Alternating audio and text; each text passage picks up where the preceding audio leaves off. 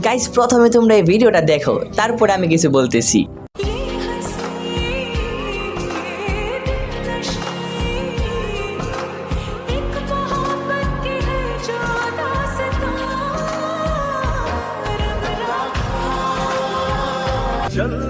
হাতের ফুলকে ফুল না বললেও চলবে, তবে তাকে ফুল না বললে হবে ভুল।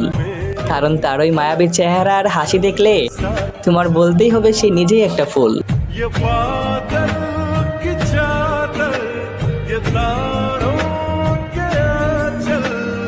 গাইস প্রথমে তোমরা এই ভিডিওটা দেখো, তারপরে আমি কিছু বলতেছি।